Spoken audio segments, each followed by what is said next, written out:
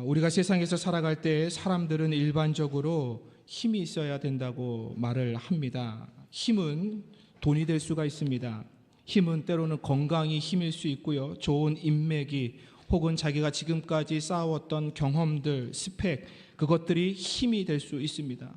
성공이 또한 힘이 될 수도 있을 것입니다.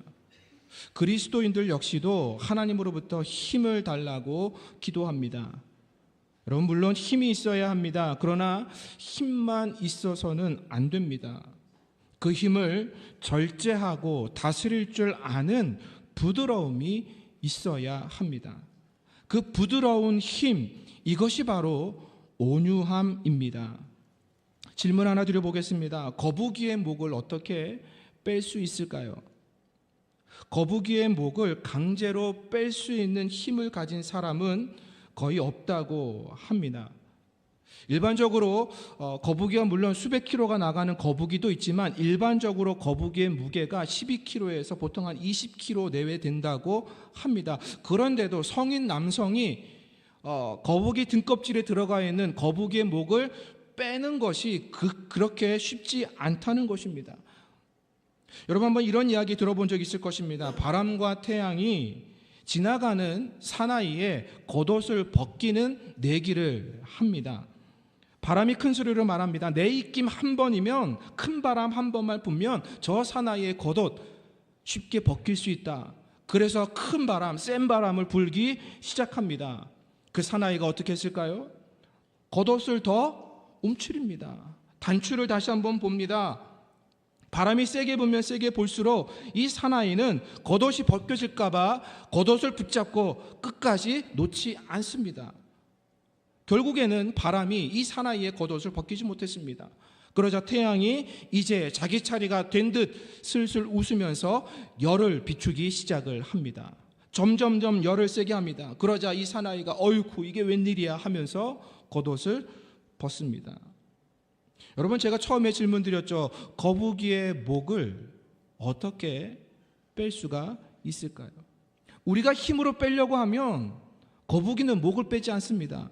이 거북이의 목을 빼는 방법이 있습니다. 바로 거북이의 목을 빼려면 거북이를 따뜻한 불 가까이에 놓으면 된다고 합니다.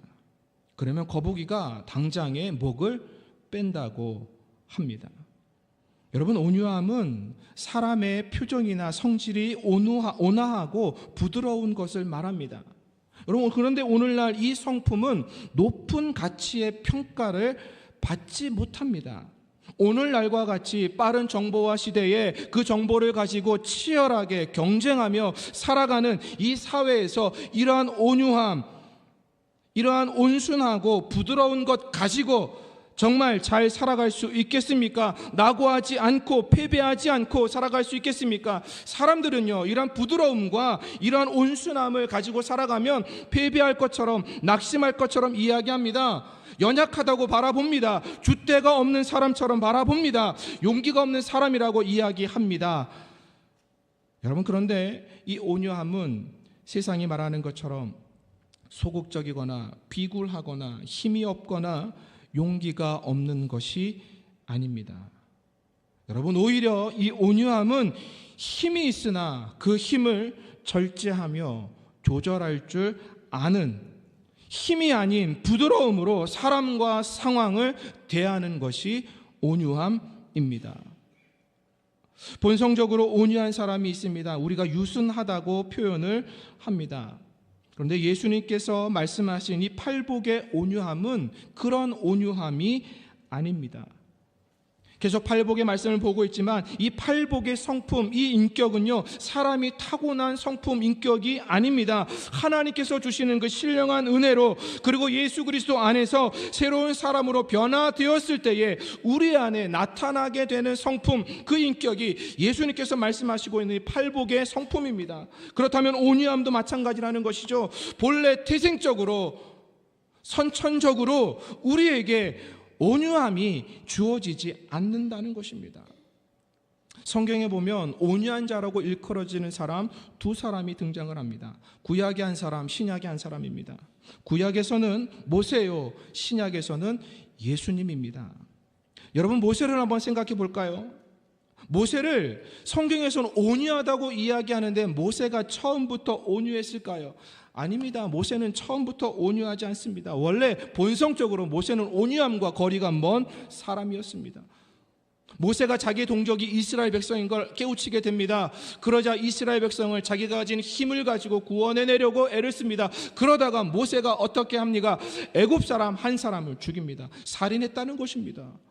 자기의 힘을 감당하지 못하여서 그 혈기로 말미암아 사람을 죽입니다. 여러분, 그렇다고 해서 모세로 말미암아 이스라엘 백성이 그 순간에 구원을 받습니까? 아닙니다.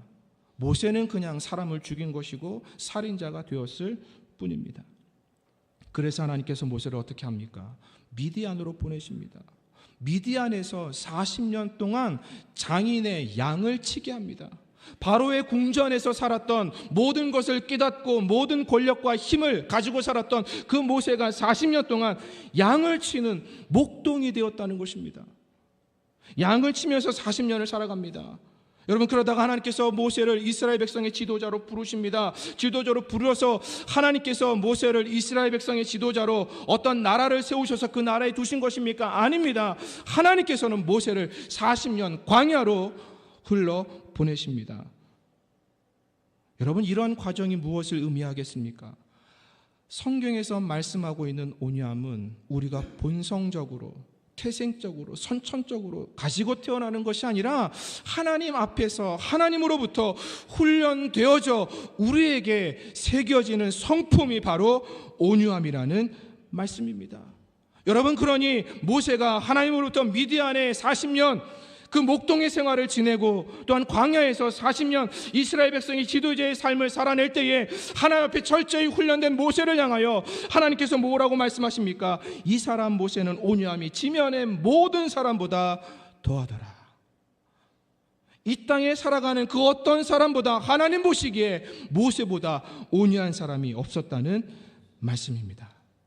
여러분, 그래서 이 히브리어로 온유함이라는 단어가 아나라는 단어를 씁니다. 이 아나라는 단어가 가진 뜻이 무엇인지 아십니까? 고난당하다, 굴복하다, 눌리다, 자기를 낮추자, 괴롭힘을 당하다라는 뜻을 가지고 있습니다. 여러분, 이 아나라는 단어가 단순히 온유함만을 뜻하는 단어가 아니라 이 고통을 통해서, 눌림을 통해서, 자기를 낮추는 낮춤을 통해서, 괴롭힘을 통해서 자기에게 생겨진, 자기에게 훈련되어진 그러한 성품이 온유함이라는 것입니다. 어려운 상황을 마주하면서 고통의 상황을 그 속에서 견뎌내면서 길러지는 성품, 그것이 바로 온유함이라는 말씀입니다. 여러분, 그러기에 이 온유함은요, 그냥 부드러운 것이 아닙니다. 힘이 없는 게 아닙니다. 여러분, 고통을 견뎌내려면 얼마나 큰 힘이 있어야겠습니까? 그 괴로운 상황을 버텨내려면 얼마나 힘이 있어야겠습니까? 그 힘을 가지고 내 마음대로 쓰는 것이 아니라 부드럽게 행하는 것입니다. 여러분, 오늘 본문에서도 주님께서 온유함을 이야기하십니다. 헬라어로 온유함이 프라우스라는 단어를 사용을 합니다.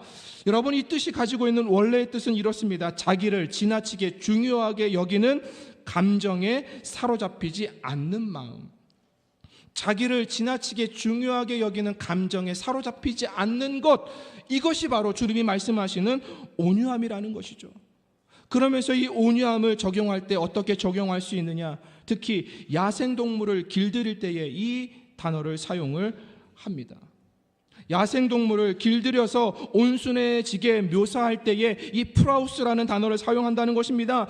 야생에서 살던 그 난폭함과 거친 동물들이 길들여지면서 온순하게 살아가게 된 것입니다. 여러분, 그렇다고 해서 야생동물로 살아왔던 그 동물들에게 힘이 없습니까? 힘이 있습니다.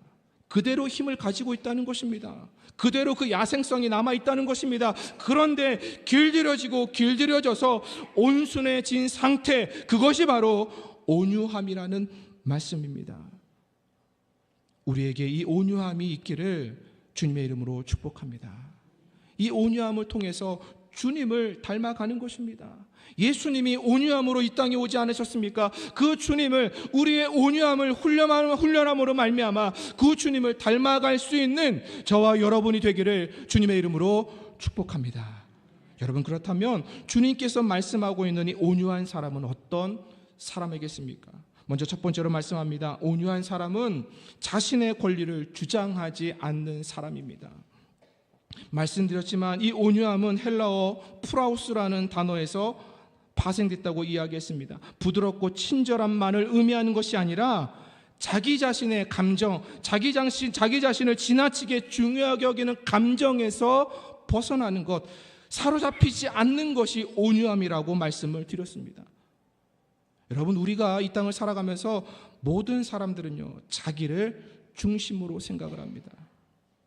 자기를 중요하게 생각을 한다는 것입니다. 자신을 중요하게 여기는 감정에 사로잡혀 살아가는 것이 우리의 모습이라는 것입니다. 사람의 모습 속에는 이러한 마음들, 이러한 감정들이 다 내재되어 있다는 것이죠. 여러분, 그래서 다른 사람보다 더 좋은 것을 내가 가지고 있어야 합니다.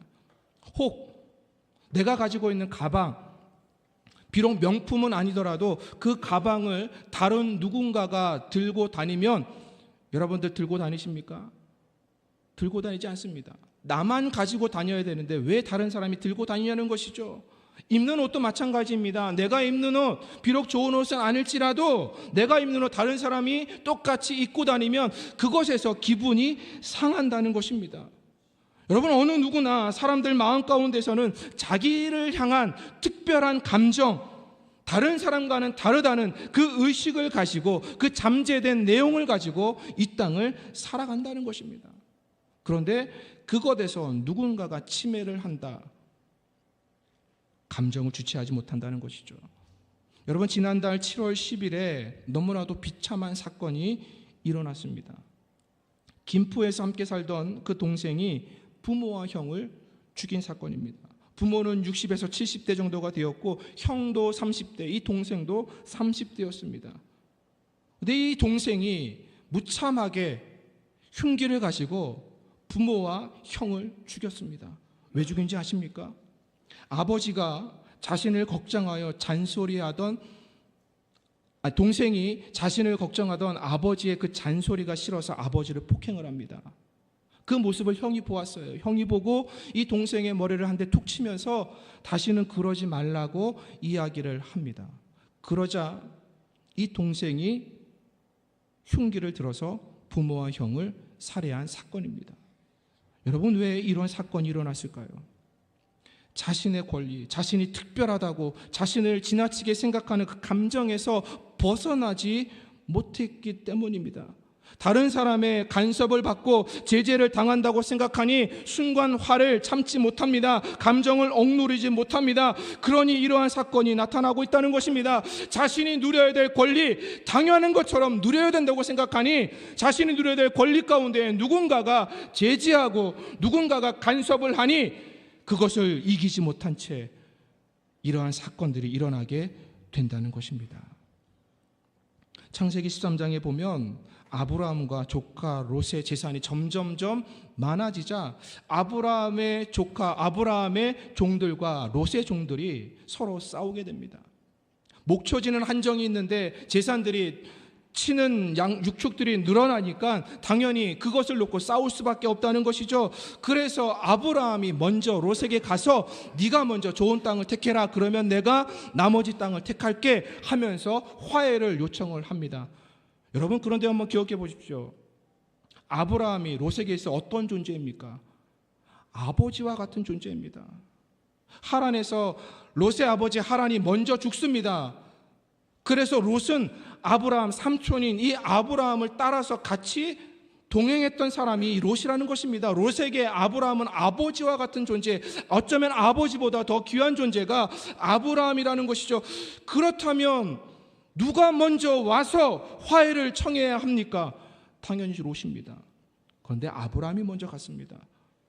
그렇다면 누가 먼저 가장 좋은 땅을 선택해야 합니까? 당연히 아브라함입니다. 아브라함이 아무리 롯에게 네가 좋은 땅을 택해라 이야기했다 할지라도 롯은 거기서 그것을 받아들이는 것이 아니라 아브라함에게 삼촌이 먼저 택하세요라고 이야기하는 것이 인지상정이라는 것이죠. 그런데 롯은 그렇지 않습니다.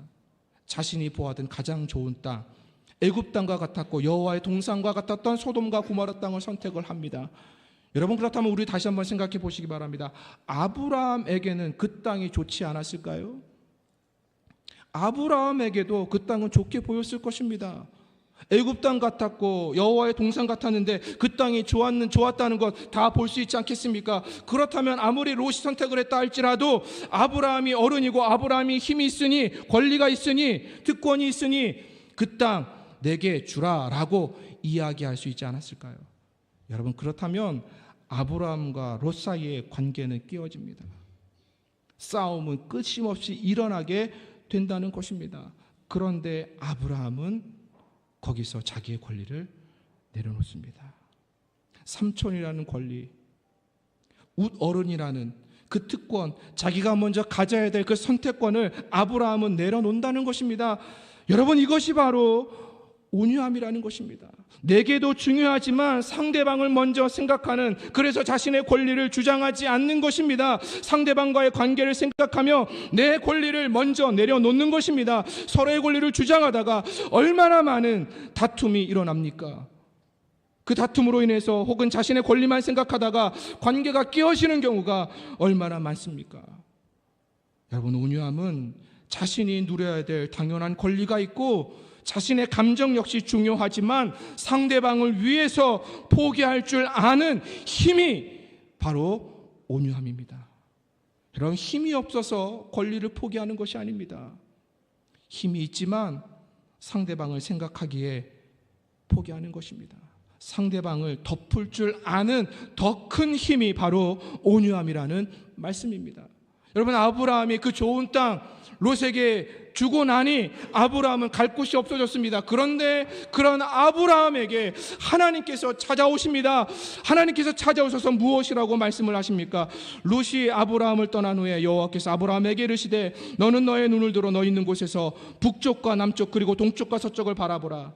보이는 땅을 내가 너와 내 자손에게 주리니 영원히 이르리라. 내가 내 자손이 땅의 티끌 같게 하리니 사람의 땅의 티끌이 능히 셀 수 있을진데 내 자손도 세리라. 너는 일어나 그 땅을 종과 횡으로 두루 다녀보라. 내가 그것을 내게 주리라. 여러분, 오늘 말씀과 같지 않습니까? 온유한 자가 땅을 차지한다고 이야기합니다. 하나님께서 아브라함에게 땅을 주십니다. 그냥 땅이 아닙니다. 내가 밟는 그 모든 곳 너의 땅이 될 것이다. 주님께서, 하나님께서 약속을 해 주시는 것입니다. 여러분, 우리에게 이 온유함이 있기를 바랍니다. 내 권리를 포기하면 내가 지는 것 같고 내가 아무것도 아닌 것처럼 느낄 것입니다. 그러나 내 권리를 한번 내려놓아 보십시오. 그러면 하나님께서 우리에게 오셔서 이렇게 말씀하실 것입니다. 네가 종과 횡으로 다녀보라. 네가 밟는 모든 땅을 내가 너에게 주리라. 여러분, 예수님께서도 그러지 않으셨습니까? 예수님의 자리가 어디였습니까? 성자 하나님의 자리입니다. 그 영광스러운 자리가 예수님의 자리였습니다. 그 권리, 그 특권 당연히 누릴 수 있었다는 것이죠. 그런데 예수님께서 그 자신의 권리를 다 내려놓으셨습니다. 누구를 위해서요? 저와 여러분을 위해서 다 내려놓으셨다는 것입니다. 다 포기하시고 이 땅에 종의 형체를 가지셔서 사람의 모양으로 나타나셨다는 것입니다.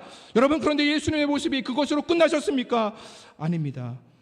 하나님께서 예수님을 가장 높이셔서 모든 무릎이 예수의 이름 앞에 꿇리도록 하셨다는 말씀입니다. 여러분, 내 권리 포기한다고, 내 특권 내려놓는다고 당장에 죽을 것 같습니까? 아닙니다. 죽지 않습니다. 오히려 하나님께서 더 놀라운 축복, 우리가 보지 못하고 깨닫지 못하는 그 놀라운 복을 하나님께서 우리에게 주실 줄 믿습니다. 여러분, 그러니 온유함이 힘인 것입니다. 이 온유함을 가지고 살아갈 수 있는 저와 여러분들에게 주님의 이름으로 축원합니다. 두 번째 말씀합니다. 바로 온유한 사람은 하나님의 자리를 아는 사람입니다. 세상은 힘을 가진 사람이 자리를 차지한다고 말합니다. 그래서 힘을 가지려고 합니다. 말씀드렸지만 이 힘은 돈이 될 수도 있고 인기가 될 수도 있고 권력과 명예가 될 수도 있습니다. 그리고 그 힘을 가지면 한 자리를 차지하게 된다고 이야기합니다. 그리고 그 자리를 차지할 때 그 자리로 말미암아 또 다른 힘이 주어진다고 생각을 합니다. 자리가 줄 수 있는 힘이 있다고 생각을 하는 것이죠. 그래서 수저 계급론도 나온 것이 아닙니까? 힘을 가지고 있는 사람은 또 다른 힘을 가지게 된다는 것입니다. 흙수저, 힘이 없는 사람은 여전히 힘이 없는 삶을 살아가게 된다는 말입니다. 여러분, 세상은 이처럼 자리를 원합니다.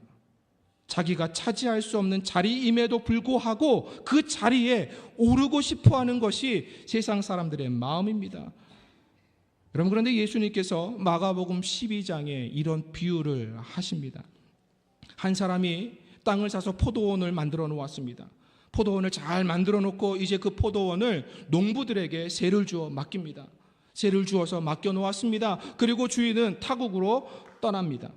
타국으로 떠났습니다. 이제 농사가 잘 됐는 줄 알고 포도원 농사가 다 끝날 즈음에 대해서 소출을 좀 얻으려고 이 주인이 자신의 종을 보냅니다. 그렇다면 세를 받고 농사를 진 농부들은 어떻게 합니까? 주인이 보낸 종인이 당연히 소출을 주어서 보내는 것이 맞습니다. 그런데 이 농부들이 주인이 보낸 종을 흠껏 때리고 빈손으로 돌려보냅니다.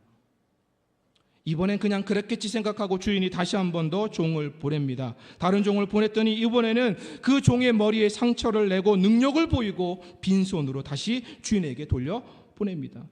또 다른 종들을 농부에게 보냅니다. 그랬더니 농부들이 이제는 종을 죽이기까지 합니다. 여전히 주인에게 자신들의 소출, 자기들이 얻은 그 소출을 주지 않습니다. 그러자 이제 한 사람이 남았습니다. 포도원 주인의 사랑하는 아들이 남은 것입니다. 그래서 이 포도원 주인이 사랑하는 아들을 그 농부들에게 보냅니다.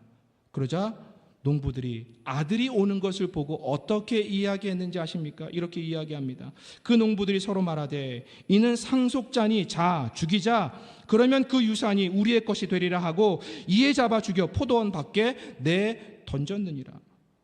여러분, 농부들은요 주인의 아들이 오는 것을 보고 알았습니다. 그러니 주인의 아들만 사라지면 이 포도원의 상속자의 자리가 누구 것이 된 줄 알았습니까?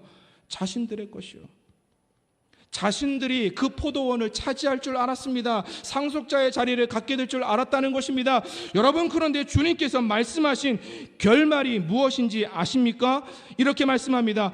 포도원 주인이 어떻게 하겠느냐? 와서 그 농부들을 진멸하고 포도원을 다른 사람들에게 주리라. 여러분, 이 땅을 살아가면서 우리는 포도원 농부들이 아닐 것이라고 말할 수 있을까요? 여러분, 우리 역시 포도원 농부들과 똑같은 잘못을 저지르고 살아갑니다. 어떻게 해요? 분명히 하나님의 자리가 있음에도 불구하고 그 자리에 나를 올려놓는다는 것입니다. 내가 주인이 되어서 칼을 휘두릅니다. 내가 주인이 되어서 정죄되지 않은 말들을 마구 쏟아냅니다. 내가 주인이 되어서 아니면 말고 뭐뭐 커다라 라는 식의 소문을 만들어냅니다.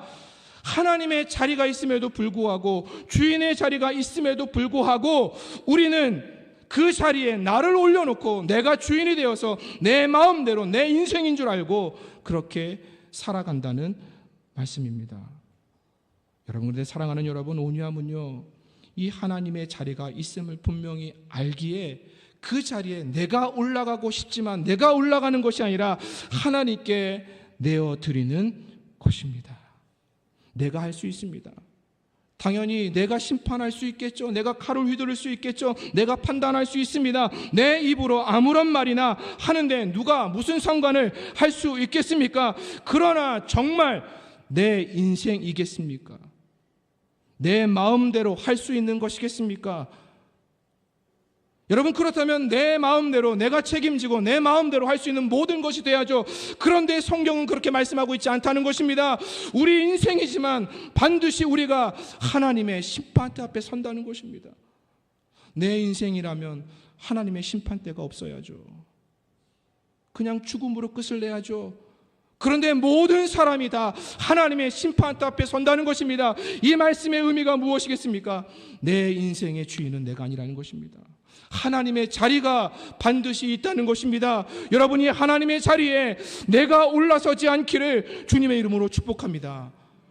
우리는 힘이 있어서 내가 그 자리를 차지한다고 이야기합니다. 그것은 힘이 아닙니다. 그 자리에서 내려올 수 있는 것이 힘입니다. 여러분, 이 힘을 가질 수 있기를 주님의 이름으로 축복합니다. 여러분, 요셉도 이것을 너무나 잘 알고 있지 않았습니까? 아버지 야곱이 죽었을 때 요셉의 형들이 어떻게 합니까? 요셉이 가진 힘을 가지고 그 권력을 가지고 애굽의 이인자 아닙니까? 그러니 자신들이 과거에 잘못했던 그것, 요셉이 자신들을 그것 가지고 다 죽일 줄 알았습니다. 그래서 요셉의 발 앞에 엎드려서 울면서 애원하지 않습니까?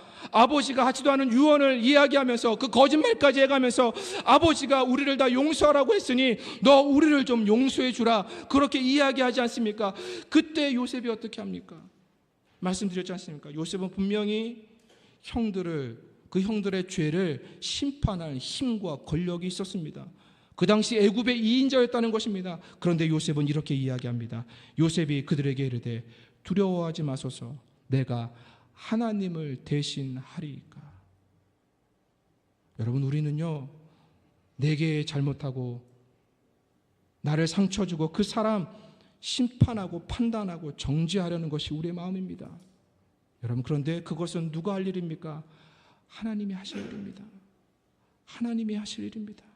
내가 하려고 하니 또 다른 상처가 납니다. 내가 하려고 하니 힘이 드는 것입니다. 여러분, 그것은 하나님의 자리와 하나님께 맡기는 것입니다. 요셉은 그것을 한 것입니다. 그렇다면 요셉이 해야 할 일, 요셉의 자리는 어디입니까? 형제들의 형제의 자리가 요셉의 자리입니다. 형제들의 형제의 자리가 요셉의 자리라는 것입니다. 그리고 요셉이 가지고 있는 그 힘과 권력을 가지고 무엇을 하는 것이 요셉의 자리일까요? 선을 행하는 것입니다. 원수를 갚는 것이 아니라 내 감정, 내 기분대로 칼을 휘두르는 것이 아니라 말을 내뱉는 것이 아니라 선을 행하는 것이 요셉의 자리라는 말씀입니다. 여러분, 그러니 온유함은 우리 스스로가 하나님 자리에서 언제나 나를 내려놓는 것입니다. 그것이 참된 힘이라는 것입니다. 여러분, 그러기에 바울이 로마서 12장 21절에서 무엇을 이야기합니까? 악에게 지지 말고 선으로 악을 이기라. 여러분, 이것이 우리의 삶의 자리인 줄 믿습니다. 여러분, 우리가 원수를 갚으면 속이 시원합니까? 다른 사람이 상처 준 대로 내가 상처를 주면 정말 그 마음이 시원함을 얻습니까? 그렇지 않습니다. 여전히 아파하고 여전히 힘겨워하며 여전히 어려워하는 것이 우리의 모습인 것입니다. 그러기에 하나님께서 말씀하시는 것입니다. 하나님 앞에 하나님의 자리를 내어드리라고요. 여러분, 이것이 온유한 것입니다. 이 온유함이 저와 여러분에게 있기를 주님의 이름으로 축복합니다. 여러분, 하나님 앞에 하나님의 자리를 내어드리니 그곳이 어디가 되는 것입니까?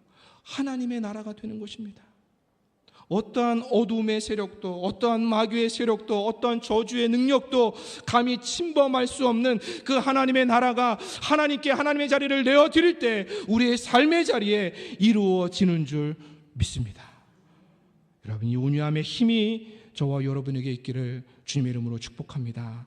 마지막으로, 온유한 사람은 철저하게 하나님 앞에 엎드리는 사람입니다. 여러분, 어떻게 우리의 감정과 우리의 기분 그리고 우리의 성격과 성질을 절제하며 통제할 수 있겠습니까? 여러분, 그 방법은요, 먼저 사람 앞에 서기 전에, 먼저 상황을 대하기 전에 하나님 앞에 엎드리는 것입니다. 여러분, 하나님 앞에 엎드리게 될 때에 우리의 감정이 먼저가 아니라, 우리의 생각이 먼저가 아니라 하나님의 뜻을 품게 되는 것입니다. 여러분, 우리는 이 훈련을 해야 하는 것입니다. 내 감정이 우울할 때, 내 감정이 상할 때, 내 감정이 혹은 기쁘거나 내 감정이 막 널뛰기처럼 뛰어다닐 때 우리가 사람을 대하고 상황을 마주하는 것이 아니라 먼저 그때에 하나님 앞에 엎드리라는 것입니다. 하나님 앞에 엎드릴 때에 우리는 다시 한번 생각하게 됩니다. 다시 한번 그 일을 기회로 보게 됩니다. 여러분, 우리가 우리 마음대로 뛰어다니고 부딪히고 다른 사람과 만나보십시오. 그럼 또 다른 상처가 생기는 것입니다. 다른 사람만 상처가 생기는 것이 아니라 역시 나도 상처가 생긴다는 말씀입니다. 여러분, 그러니 온유함은 가장 먼저 하나님 앞에 엎드리는 것입니다. 여러분, 서두에 모세의 온유함이 훈련되었음을 말씀을 드렸습니다. 여러분, 모세가 어떻게 온유한 사람으로 훈련될 수 있었을까요? 말씀드리지만 이스라엘 백성들은요, 원망과 불평이 뛰어난 사람들입니다. 원망과 불평의 삶이 그들의 습관이 된 민족이 이스라엘 백성들입니다. 여러분, 그러니 하나님께서 물을 주셨음에도 불구하고 물이 없다고 또 불평을 하지 않습니까? 하나님께서 날마다 만나를 내려주셨습니다. 광야에서 이 만나를 먹는 것이 쉬운 것입니까? 아닙니다. 그럼에도 불구하고 만나가 아니라 다른 고기 좀 달라고 원망하고 불평한 백성이 이스라엘 백성들입니다.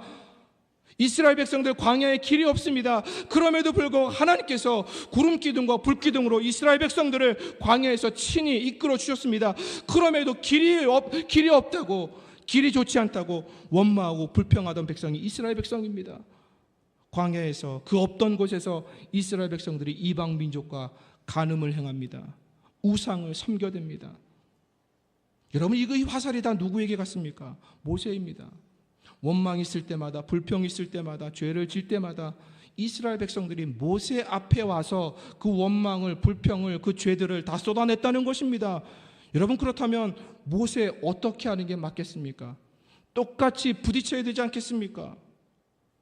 40년 전 애굽 궁에 있을 때에 모세라면 똑같이 부딪혀서 이스라엘 백성의 지도자로 세웠으니 그 지도권을 가지고 아마 모세 역시도 이스라엘 백성들을 그렇게 다스렸을지 모르겠습니다. 그런데 이스라엘 백성이 원망할 때마다, 불평할 때마다, 죄악을 질 때마다 성경에서 기록하고 있는 모세의 모습이 무엇인지 아십니까? 성경은 이렇게 말씀합니다. 모세가 여호와께 엎드리니. 모세가 여호와께 엎드리니. 여러분, 이것이 바로 온유함입니다. 여러분, 모세에게 힘이 없었을까요? 아닙니다. 모세에게는 하나님께서 주신 하나님의 지팡이가 있었습니다. 여러분, 모세는 하나님 앞에 한 번만 기도하면 그를 향하여 일어서는 모든 대적들을 물리칠 수 있는 힘이 있었다는 것입니다. 그 능력이 있었다는 것입니다. 그럼에도 불구하고 모세는 그렇게 엎드리지 않았다는 것입니다. 오직 하나님 앞에 원망하고 불평하는, 자신의 죄를 모든 채 여전히 죄악 가운데 빠져있는 그 이스라엘 백성들을 보면서 하나님 앞에 그들을 위한 기도를 엎드리며 드렸던 인물이 바로 모세라는 것입니다.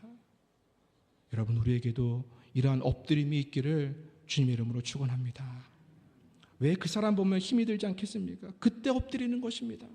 말하기 전에, 내 감정이 솟구쳐 오르기 전에 엎드리는 것입니다. 왜 나에게 좋은 상황 아니라 나쁜 상황이 있지 않겠습니까? 그때 그냥 엎드리라는 것입니다. 여러분, 엎드림이 우리의 힘이 될 줄 믿습니다. 엎드림의 그 자리가 하나님께서 우리에게 주신 능력의 자리가 될 줄 믿습니다. 여러분, 그러니 하나님 앞에 철저하게 먼저 엎드릴 수 있는 저와 여러분의 삶이 될 수 있기를 주님의 이름으로 축복합니다. 여러분, 이 엎드림은 훈련이 되지 않으면 안 됩니다. 훈련을 해야 하는 것입니다. 사람이 부딪혀 올 때 여러분 먼저 엎드리십시오. 좋지 않은 상황들이 이어질 때 먼저 하나님 앞에 엎드리십시오. 그러면 하나님께서 길을 보여주시고 또 하나님의 능력으로, 하나님의 지혜로 우리의 삶을 이끌어 가실 줄 믿습니다. 여러분, 얼마나 요즘 무더위가 계속되고 있지 않습니까? 얼마나 짜증이 납니까? 그 짜증으로 말미암아 얼마나 관계가 소원해지기도 합니까? 내가 일하던, 내가 했던 일조차 손에 잡히지 않을 때가 얼마나 많이 있습니까? 자녀들이 갑자기 어긋날 때 얼마나 많이 있습니까? 모든 것이 내 마음에 들지 않을 수도 있다는 것입니다. 여러분, 그때 온유한 사람은 철저하게 가장 먼저 하나님 앞에 엎드린다는 것입니다. 그럼 그 엎드림의 자리가 하나님께서 우리에게 주시는 능력의 자리요, 하나님의 다스림이 나타나는 자리가 될 줄 믿습니다. 이러한 온유함이 저와 여러분의 성품이 되기를 주님의 이름으로 축원합니다. 이제 말씀을 마무리하겠습니다. 여러분, 야생마는요, 거칠고 사나워서 사람이 타거나 짐을 싣게 되면 길길이 날뜁니다. 그래서 이 야생마는 잡아서 반드시 길들여야 합니다. 온순하게 길들여야 된다는 것이죠. 그런데 이 야생마를 길들일 수 있는 방법이 두 가지가 있다고 합니다. 하나는 카우보이처럼 야생마의 등에 올라타서 그 야생마를 굴복시키는 것입니다. 그리고 또 한 가지가 있는데요. 그것은 바로 이 야생마와 당나귀를 같이 묶어서 초원으로 보내는 것입니다. 여러분, 야생마와 당나귀를 묶어서 초원으로 보내면 어떻게 될까요? 야생마가 힘이 셉니까? 당나귀가 힘이 셉니까? 야생마가 힘이 셉니다. 그러니 처음에는요, 이 야생마가 이 당나귀를 데리고 다닙니다. 어느 곳이든 다닙니다. 자기 힘이 닿는 곳까지, 지칠 때까지 다닌다는 것이죠. 그런데 놀라운 건 그렇게 제멋대로 뛰어다니던 그 야생마가 며칠이 지나면 오히려 당나귀 뒤를 얌전하게 따라온다는 것입니다. 당나귀를 떼어내려 아무리 발버둥 쳐도 소용없다는 것을 알게 된 야생마는 결국에 자기 고집을 꺾게 된다는 것이죠. 그래서 야생마를 길들인다는 것입니다. 여러분, 그렇습니다. 왜 내 고집이 없고 내 의지가 없고 내 힘대로 살고 싶은 마음이 없겠습니까? 여러분, 그런데 이 온유함은요, 예수님 앞에 묶여야 합니다. 예수님과 함께 묶여 있어야 되는 것입니다.